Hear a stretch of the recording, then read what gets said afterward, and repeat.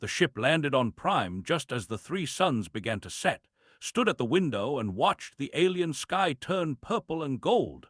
He had never seen anything so beautiful or so strange. Behind him, the human guards were silent. They knew they were delivering him to his fate. He was 32 years old. He had black hair with some gray at the sides, and his face carried the tired look of a man who had seen too much. His hands were rough from years of work, and there was a long scar on his left arm that he never talked about. He wore simple clothes, nothing fancy. He looked like what he was supposed to be, a mechanic from the rebuilt Sol District. But there was something else in his eyes, something quiet and deep that most people missed. The war between Earth and the Empire had lasted only 2 years. 2 years was enough. They had ships that could destroy cities in seconds. They had soldiers who stood 8 feet tall with 4 arms and skin like silver metal.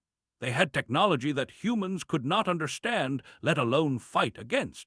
Earth lost. Earth surrendered, and now Earth had to pay the price. The Emperor wanted a symbol of human submission. He wanted a marriage between species. His third daughter, Princess, would take a human husband.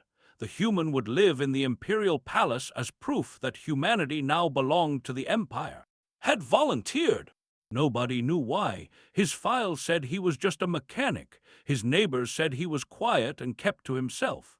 The lottery officials were surprised when he stepped forward, but they did not ask questions. They were just happy someone was willing to go. The palace doors opened and stepped into a world of crystal and light. The walls were made of something that looked like glass but felt alive.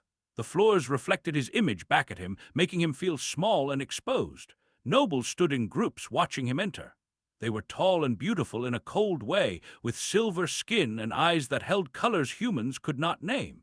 They laughed when they saw him, heard the words they whispered to each other. Primitive, animal, pet.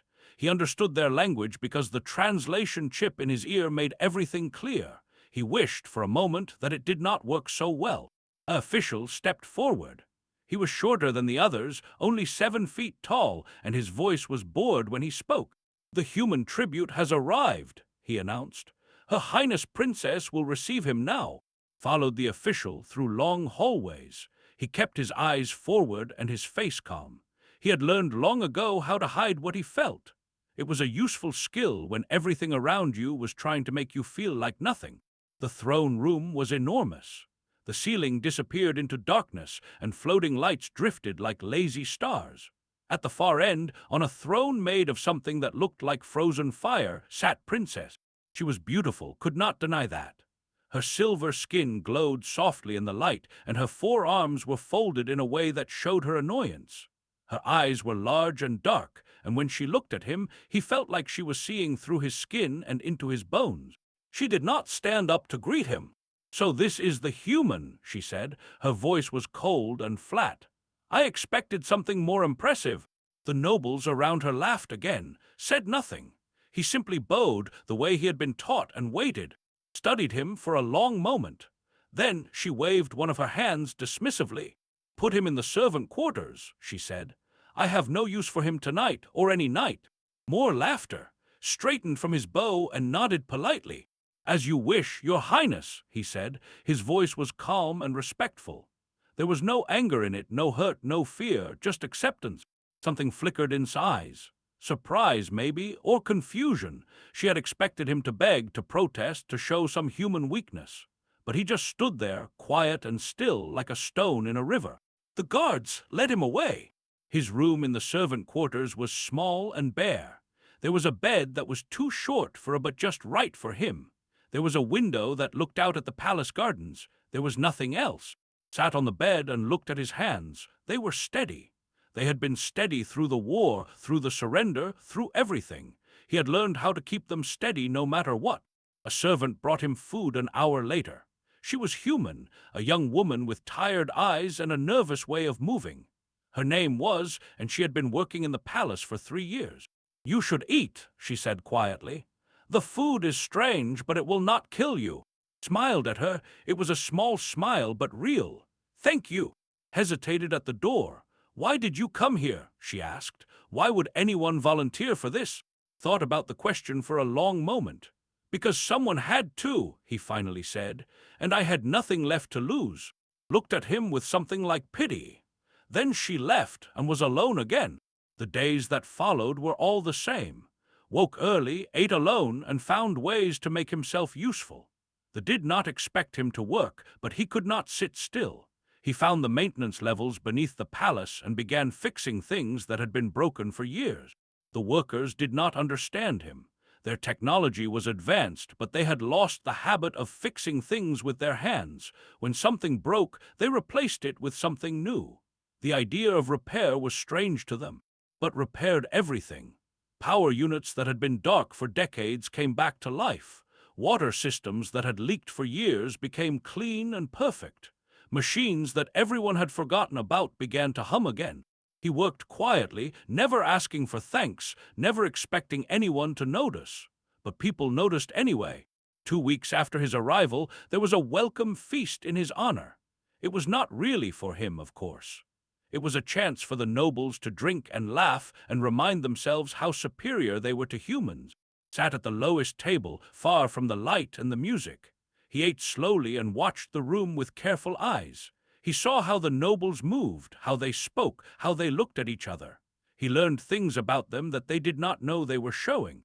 A drunk noble stumbled toward his table. The noble was young and loud, and his friends were watching with eager smiles. He carried a golden goblet full of wine. "The human pet," the noble shouted. "Let us see if it can catch." He threw the goblet at its head. Its hand moved. It was not fast in the way that seemed violent. It was fast in the way that seemed natural, like water flowing or wind blowing. His fingers closed around the goblet without spilling a single drop. He had not even looked up from his food. The room went quiet. Set the goblet gently on the table. Then he picked up his fork and continued eating, as if nothing had happened. The noble's friends laughed nervously. The noble himself looked confused, then angry, then decided to pretend it was all part of the joke. The noise in the room started again, louder than before. But not everyone was laughing. Princess sat at the high table, and she had seen everything. Her dark eyes were fixed on the human at the lowest table, the human who should have been hit, should have been humiliated, should have been exactly what everyone expected him to be. Instead, he had caught the goblet without looking. His hand had moved faster than her eyes could follow. And now he was eating his dinner as if the entire room did not exist. Felt something she had not felt in a very long time. She felt curious. She leaned forward in her throne and watched the quiet human for the rest of the night. He never looked up at her. He never looked at anyone. He just sat there, calm and patient, like he was waiting for something that only he could see. "Who are you?" "Thought, what are you?" She did not know yet, but she was going to find out. 3 months passed in the imperial palace.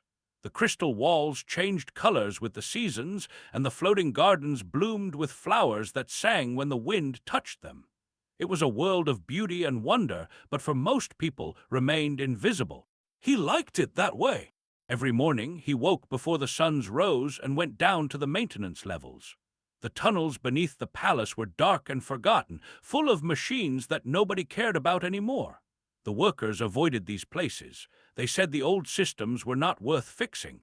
Fixed them anyway. He worked with his hands and simple tools, learning how the alien technology worked by taking it apart and putting it back together. Some days he failed. Some days he made things worse before he made them better. But he never gave up, and slowly the maintenance levels began to change. Lights came on in hallways that had been dark for 50 years. Air systems began to work in rooms that had been sealed shut. The palace workers started noticing that things were running smoother, easier, better. They did not know why. They did not know it was the human. Princess knew. She had started watching after the night of the feast. At first, she told herself it was just curiosity.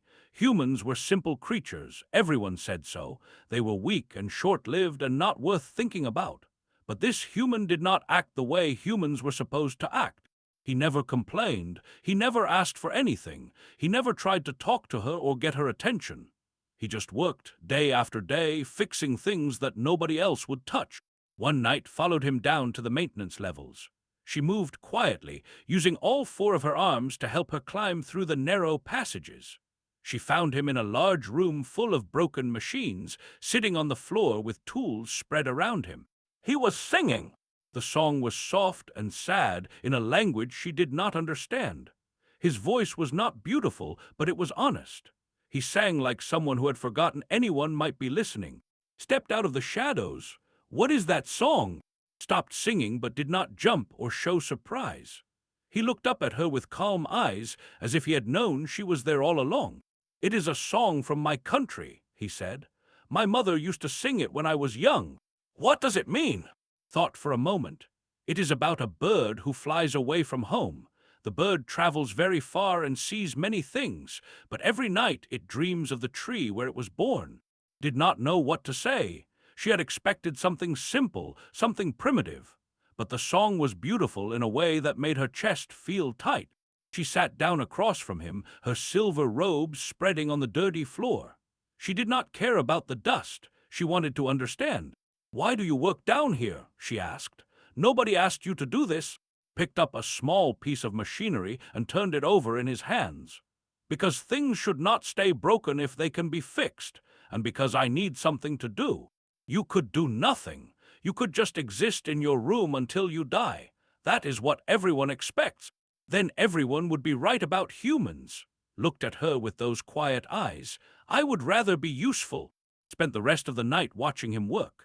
She asked questions about what he was doing, and he explained everything in simple words. He never made her feel stupid for not knowing. He never showed off or tried to impress her. He just taught her, patient and calm, like he had all the time in the world. When she finally left, just before sunrise, she realized something strange. She wanted to come back. The weeks that followed changed everything. Found herself visiting the maintenance levels more and more often. She told herself it was for study, for research, for understanding the enemy. But the truth was simpler and more frightening. She liked being around him. Never treated her like a princess. He never bowed or used fancy titles. He just talked to her like she was another person, someone who could learn and grow and change. Nobody had ever treated her that way before.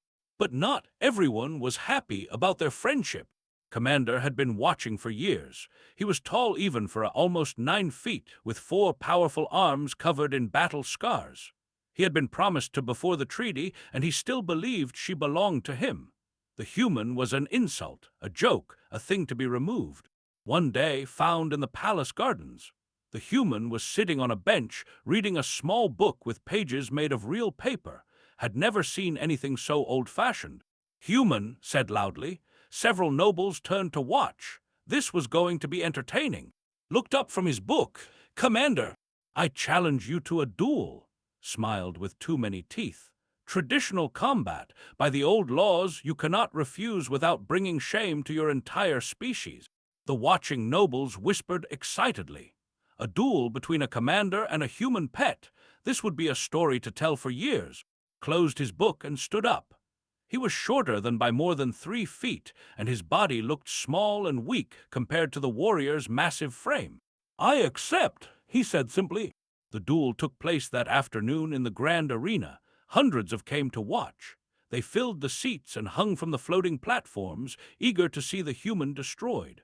Princess sat in the royal box, her hands gripping the arms of her chair so hard they left marks, and faced each other in the center of the arena.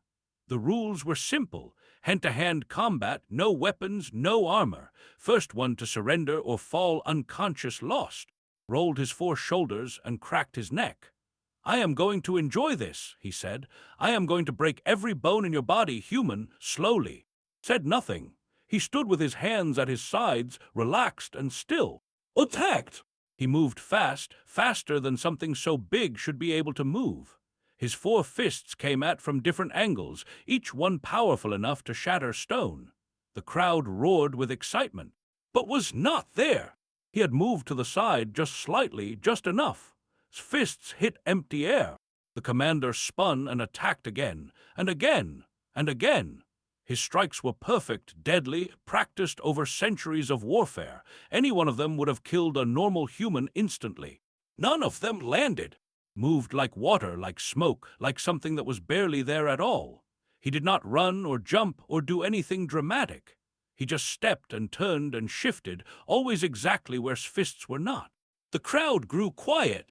1 minute passed. Then 2, then 5, was sweating now, his silver skin dark with effort. His breath came in harsh gasps. He had never missed this many times in his life. "Stand still!" he screamed. "Fight me!" Did not fight. He did not throw a single punch. He just kept moving, calm and patient, while the strongest warrior in the Empire exhausted himself trying to touch him. At the 10-minute mark, fell to his knees. His forearms hung limp at his sides. He could barely breathe. He had used every technique he knew, every trick he had learned in 300 years of combat. The human was not even tired, looked down at the commander for a long moment. Then he bowed, turned, and walked out of the arena. The crowd was silent. They had come to see a human destroyed. Instead, they had seen something that made no sense. The human had not won, not really. He had not hurt at all, but he had also not lost. He had simply refused to play the game. That night went to quarters for the first time. He was sitting by the window, reading the same small book. "What are you?" she asked. Her voice was shaking. "How did you do that?" Looked at her with those quiet eyes. "I did not do anything. I just moved." "That was not just moving. Is the best fighter in the Empire. Nobody can avoid him like that." Was silent for a moment. Then he said, "Where I come from, we have a saying. The willow tree survives the storm not by standing strong, but by bending with the wind." Sat down across from him. "That does not explain anything." "I know," smiled, and for the first time saw warmth in his eyes. "But it is all I can tell you. I am just a mechanic, Your Highness, just a man who wants peace." Looked at him for a long time. She did not believe him. She knew there was more to his story, more to who he really was. But for now, she did not push. "My name is," she said quietly. "You may use it if you wish." Smile grew a little wider. "Thank you, that is a beautiful name." Felt her silver cheeks grow warm. She did not understand what was happening to her. She did not understand this strange, quiet human who caught goblets without looking and danced around warriors without trying. But she wanted to understand. More than anything she had ever wanted before, she wanted to understand him. And somewhere deep inside, in a place she was afraid to look, she was starting to want something more. 6 months after arrived on Prime, the palace felt different. The servants whispered about the human who fixed things. The nobles whispered about the princess who spent her nights in the maintenance levels. An emperor whispered to his advisors about what to do with both of them, but did not care about whispers anymore. She found herself counting the hours until she could see again. She told herself it was just curiosity, just a desire to learn about humans. But late at night, when she was alone in her chambers, she knew the truth. She was falling for him, this quiet man from a conquered world who treated her like she was worth knowing. One evening brought food from the royal kitchen down to the maintenance levels. Real food, not the simple things the servants ate. She found working on an old water system, his hands covered in grease. "You need to eat," she said, setting the tray down beside him. Smiled at her. "Is that an order from my wife?" The word made's chest feel strange. Wife. They were married, technically, but they had never acted like it. Until now, she had pretended the marriage did not exist. "It is a request from a friend," she said quietly. "If you will let me be one." They ate together, sitting on the floor like children. The food was fancy and expensive, but ate it the same way he ate everything else, with simple appreciation and no complaints. "Tell me about Earth," said. "Not the things in our databases. Tell me the real things." Thought for a moment. "Earth is very small compared to, but it feels big when you are standing on it. There are mountains that touch the clouds and oceans so wide you cannot see the other side." "What about your home, your country?" "Korea." His eyes grew soft. "It is a land of 4 seasons. In spring, the cherry trees bloom pink and white. In summer, the air is heavy and warm. In autumn, the leaves turn red and gold like fire. And in winter, everything becomes quiet under the snow." Tried to imagine it. Her world had 3 suns and no real seasons. The idea of a planet that changed so much seemed impossible. "What was your life like before the war?" she asked. Was quiet for a long time. Then he said, "I was a soldier. I fought in battles I do not like to remember. I lost friends I cannot forget." He paused. "After the war, I became a mechanic. I wanted to fix things instead of breaking them." "Why did you volunteer to come here? To marry me?" looked at her with eyes that held something deep and sad. Because I believed that peace was possible. Even after everything, I believed that two peoples could learn to understand each other. Someone had to try. Reached out and touched his hand. It was the first time she had touched him on purpose. His skin was warm, different from the cool silver of bodies. "Was it worth it?" she whispered. "Coming here, being laughed at, being treated like an animal." Turned his hand over and held hers gently. "Ask me that question in 1 year," he said. "Maybe by then I will know the answer." The next few weeks were the happiest of life. She and spent hours together, talking about everything and nothing. He taught her human games and told her human stories. She showed him the secret places of the palace and explained the politics of her family. But there was one thing they did not talk about: the scar on his back. Had seen it once when removed his shirt to fix a steam pipe. It was a huge burn mark, twisted and ugly, covering most of his back. The shape was familiar. It was a plasma burn. One night, she finally asked about it. Was silent for so long that thought he would not answer. Then he spoke, his voice low and steady. "I was at the Battle of New Manila. It was the last big fight of the war. The fleet surrounded the city and gave us 1 hour to surrender." He took a breath. "We refused. Felt cold inside. She knew about New Manila. Everyone knew about New Manila. The bombardment lasted 6 minutes," continued. "In those 6 minutes, 10,000 humans died. I was leading a unit trying to rescue civilians. A plasma strike hit the building next to us. I was the only one who survived." "I am sorry," whispered. The words felt small and useless. "Do not be sorry," looked at her with those quiet eyes. "It was war. Your people were doing what they thought was right. My people were doing the same. That is how wars work." "How can you not hate us?" asked. Her voice was shaking. "How can you sit here with me after what we did?" Reached out and touched her face. It was gentle, so gentle, like she was something precious.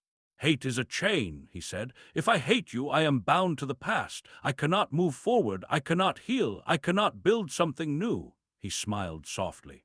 "I chose to let go of hate. It was the hardest thing I ever did, but it was also the only way to be free." Felt tears running down her silver cheeks. She had never cried in front of anyone before, but she did not feel ashamed. The next day, Ambassador Park arrived at the palace for her yearly visit.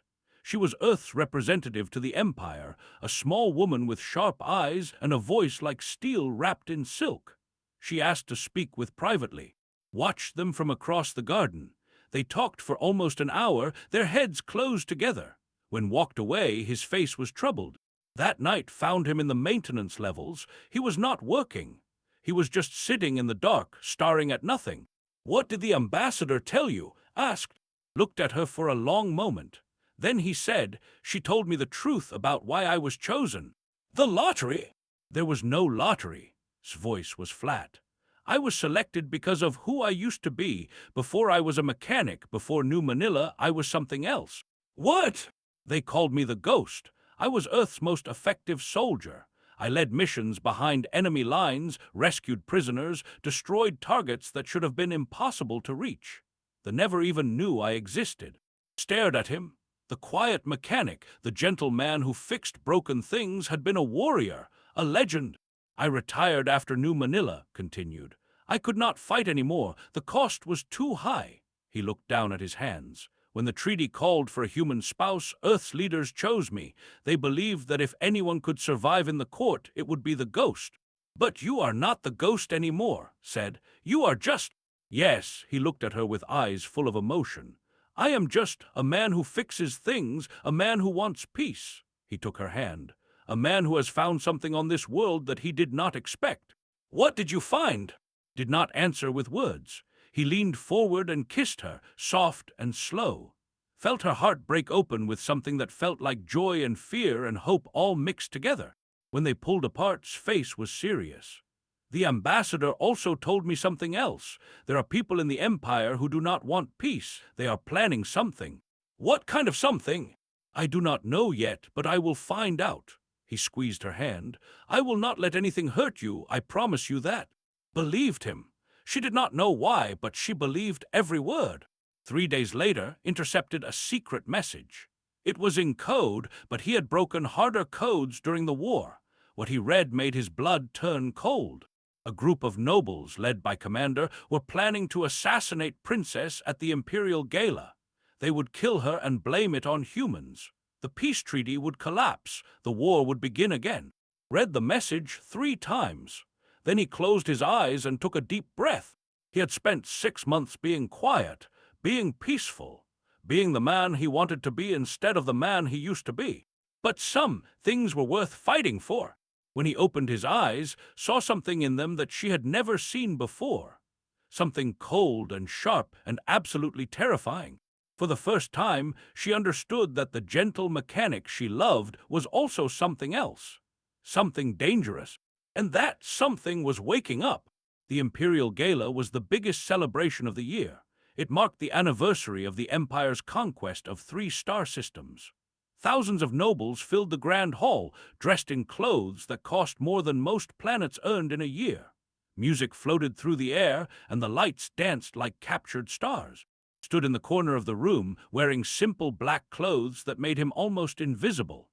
His eyes moved constantly, watching every door, every shadow, every face.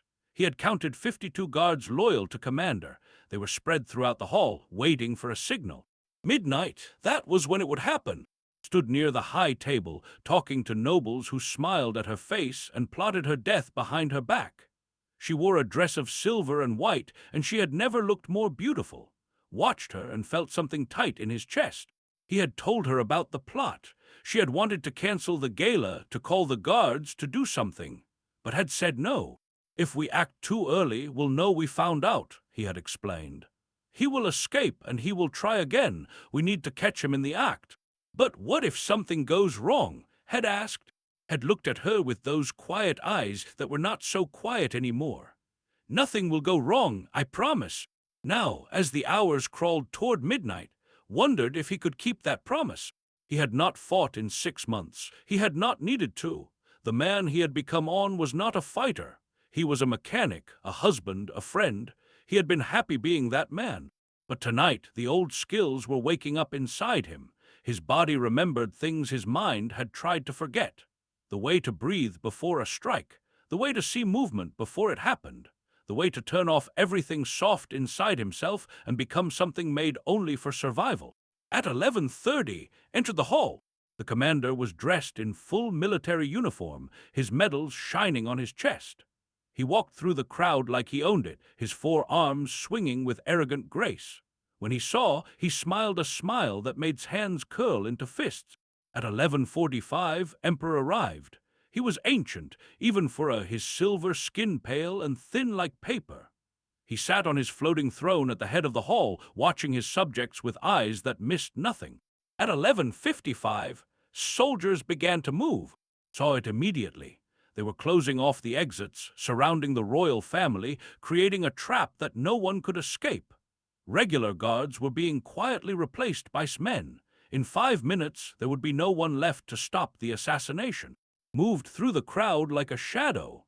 He reached side just as the clock struck midnight. The lights went out. In the darkness, grabbed his arm and pulled her down behind a pillar. Around them, screams filled the air as plasma shots lit up the hall in bursts of deadly light. "Stay here," said. His voice was different now. Harder, colder. "Do not move until I come back for you." "Wait!" But he was already gone. The first soldier did not see him coming. Came out of the darkness like a ghost, his hands moving in patterns that had been practiced 10,000 times. He hit 3 nerve points in less than a second, and the soldier collapsed without making a sound. The second soldier was turning when reached him. 1 strike to the throat to stop him from screaming, 1 strike to the temple to drop him unconscious. 2 seconds. The third and fourth soldiers were standing together. They heard something behind them and started to turn. Was already there, already moving, already ending them before they understood what was happening. He moved through the hall like water through rock, finding every crack, every weakness, every opening. The soldiers had weapons and armor and size on their side, had something else. He had 10,000 years of human combat techniques, learned by generations of beings who knew they could die at any moment. every style, every method, every dirty trick and elegant art that humanity had ever created. They lived in his muscles, in his bones, in the way he breathed. They called humans weak because they died easily. They never understood that this was exactly why humans had learned to fight so well. Had 52 soldiers in the hall. In 60 seconds, disabled 40 of them. Not killed, disabled. Joints locked, weapons taken, bodies left unconscious but alive. He was not here to murder. He was here to stop a murder. The lights came back on. The hall was a mess of fallen soldiers and confused nobles. Stood in the center of it all, his face twisted with rage and fear. He had never seen anything like this. No one had ever seen anything like this. Walked toward him, stepping over the bodies of the soldiers he had dropped. There was not a scratch on him. His breathing was not even heavy. "Impossible," whispered. "You are just a human, just a weak, short-lived human." "Yes," said. His voice was calm, but there was something beneath it that made strong warriors step back. "I am just a human." Attacked! He was not like the drunk soldier, or even like the soldiers had just defeated. He was a commander with 300 years of training. His 4 arms came at from every direction, each strike meant to kill instantly. Moved differently this time. He was not avoiding anymore. He was not dancing. He was fighting. The first block turned into a counter that sent stumbling. The second block became a strike that cracked one of his lower arms. The commander screamed and swung wildly with his remaining arms. Caught both of them. With a movement that should have been impossible for someone so small, he twisted and threw to the ground. The commander hit the marble floor so hard that cracks spread out like a spider's web. "During the war," said, standing over the fallen commander, "your people killed 10,000 of my friends in 6 minutes. You called us weak because we die easily." He reached down and grabbed his remaining lower arm. The commander tried to fight back, but his body would not obey him anymore. "You never understood," continued. "Our weakness is exactly why we learned to fight. Every human combat art, every technique, every school of fighting was created by beings who knew death was always close. We have 10,000 years of learning how to survive against things bigger, stronger, and more dangerous than us." He broke second lower arm with a sharp, clean twist. The commander screamed again, tears of pain running down his silver face. "I do not want to kill you," said. "I am not that man anymore, but I need you to deliver a message." He leaned close to his ear. "Tell everyone what you saw tonight. Tell them what happens when a human stops being peaceful. Tell them that we chose peace, not because we had to, but because we wanted to. And tell them what will happen if they make us choose war again." He dropped to the ground and stepped back. The hall was completely silent. Nobles, guards, servants, everyone stood frozen, staring at the small human who had just destroyed the Empire's greatest warrior with his bare hands. Emperor floated forward on his throne. His ancient face was impossible to read. "What are you?" he asked. His voice was quiet, but everyone heard it. Looked up at the Emperor. For a moment, he was silent. Then he said, "I am what humanity made when they had no choice but to survive. I am 10,000 years of evolution and desperation and hope. I am the result of a species that was always learning to become something else." He bowed his head slightly. "But I am also just a man who wanted peace, your majesty. A man who fell in love with your daughter and found a home on your world. I did not come here to fight. I came here to build." Emerged from behind the pillar and ran to his side. She grabbed his hand, and his face softened immediately. The cold warrior faded, and the gentle mechanic returned. "He is my husband," said, her voice shaking but strong. "He saved my life. He saved all our lives. Whatever else he is, that is what matters tonight." The Emperor looked at them for a long time. Then, slowly, he nodded. "Take Commander to the prison," he said to his guards. "We will discuss his punishment tomorrow." He turned his ancient eyes back, too. "And you, human, it seems I have underestimated your species. Perhaps we all have." Held's hand. "We do not want to be feared, your majesty. We just want to be understood." The Emperor did not smile, but something changed in his face. Something that might have been respect. "Then help us understand," he said. "Starting tomorrow." It was not forgiveness. It was not acceptance. But it was a beginning. And for now, that was enough. 1 year after the night of the Imperial Gala, the galaxy had changed. The story of the human who stopped an assassination with his bare hands spread from planet to planet, from system to system. It was told in palace halls and spaceship cantinas, in schools and military academies. Everyone had a version of the tale, and each version was a little different from the last. But they all agreed on one thing. Humans were not what anyone had thought they were. Did not care about the stories. He was sitting in the maintenance levels of the palace, fixing an old water system that had started leaking again. His hands were covered in grease, and there was a smudge of dirt on his forehead. He looked exactly like what he had always wanted to be, a simple mechanic doing simple work. Found him there just like she always did. She walked down the stairs carefully, one hand on the rail, the other resting on her stomach. "The Emperor wants to see you again," she said, sitting down on a crate nearby. Did not look up from his work. "What does he want this time?" "He wants you to become an advisor. The third time he has asked this month. And I will give him the same answer I gave before. No." Smiled. She had known that would be his response. Had refused every position of power offered to him in the past year. He had said no to becoming a general, a diplomat, a head of security, and a royal strategist. He just wanted to fix things. "The delegation is arriving tomorrow," said. "They want to meet you." "Why?" "Because you are famous." Reached over and wiped the dirt from his forehead. "The human who chose peace, that is what they call you now." Finally looked up. His eyes were soft and warm, the eyes of the man had fallen in love with. Not the cold warrior who had appeared that night, but the gentle soul who had always been there beneath. "I did not choose peace to become famous," he said quietly. "I chose peace because it was the right thing to do." "I know," took his hand. "That is why they respect you, because you never wanted them to." The past year had brought changes that nobody expected. After the failed assassination, Emperor had ordered a full investigation into corruption throughout the empire. What they found was shocking. Decades of lies, abuse, and evil hidden behind noble titles and pretty words. The Emperor had started cleaning house. Nobles who had built their power on the suffering of others were stripped of their ranks. Laws were changed to give conquered peoples more rights. For the first time in 300 years, the Empire was trying to become something better, and humanity's place in the galaxy had transformed completely. Before, humans had been seen as primitives, useful for labor but not worthy of respect.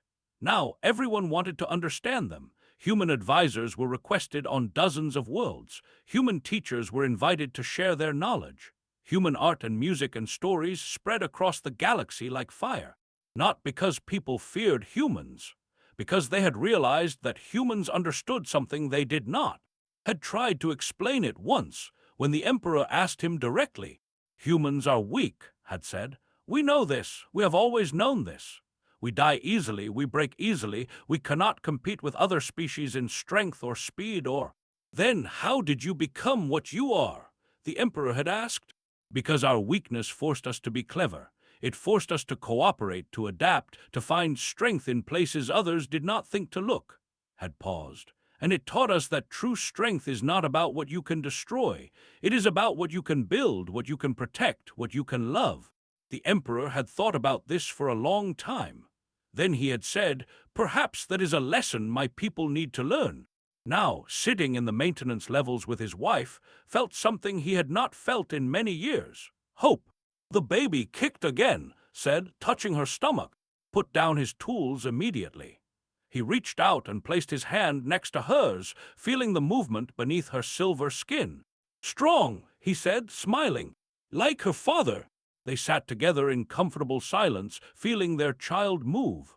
It would be the first half-human, half-baby in history. Scientists from both species were fascinated and terrified, but were just excited to become parents. "Do you ever regret it?" asked softly. "Leaving Earth, coming here, marrying someone who was supposed to be your enemy?" Looked at her, really looked at her, with all the love and gratitude and wonder that he felt every time he saw her face. "You were never my enemy," he said. "You were just someone I had not met yet." "That is not an answer." "Yes, it is." He leaned over and kissed her forehead. I came here expecting to sacrifice myself for peace. Instead, I found a home. I found a purpose. I found you." He touched her stomach gently. "I found a future." Felt tears in her eyes. Even after a year of being with him, still found ways to surprise her with his kindness. "The Empire is changing because of you," she said. "The Empire is changing because people wanted it to change. I just helped them see that it was possible." That night they stood together on the balcony of their quarters, looking out at the 3 moons that rose over Prime. The city below was filled with lights and life, millions of beings going about their evening. Somewhere down there, a human teacher was explaining philosophy to a class of alien students. Somewhere else, a human doctor was working alongside healers to develop new medicines. And somewhere in the darkness of space, human and ships flew side by side for the first time in history. "What are you thinking about?" asked. Was quiet for a moment. Then he said, "I am thinking about all the people who did not get to see this. The ones who died in the war on both sides, the ones who gave up hope. Do you think they would be happy?" "I think they would be surprised," smiled softly. "But yes, I think they would be happy." Wrapped all 4 of her arms around him. He leaned back into her embrace, feeling safe and loved and whole. "We should name the baby after someone important," said. "Who?" "My grandmother. She was a rebel who believed that the Empire could be better. She died before seeing it happen, but I think she would have liked you." Turned in her arms and held her face in his hands. "Then we will name her after your grandmother, and we will raise her to believe what your grandmother believed. That peace is possible, that change is possible, that love is stronger than hate." They stood together under the 3 moons, 2 people from 2 worlds who had found each other against all odds. The galaxy would remember for many things. Some would remember the warrior who stopped an assassination. Some would remember the mechanic who fixed forgotten machines. Some would remember the advisor who changed an empire without ever accepting a title. But himself wanted to be remembered for only one thing: being a good husband and a good father. And as he held under the alien stars, he knew that was enough, because in the end, that was what humanity had always been about. Not the wars they won or the enemies they defeated, but the homes they built, the families they raised, and the love they carried across the stars. The human paradox, other species called it, a race that was weak but unbreakable, fragile but unstoppable, killers who preferred to heal, conquerors who only wanted peace. They would never fully understand it, but they would learn to respect it. And that thought was the beginning of something beautiful.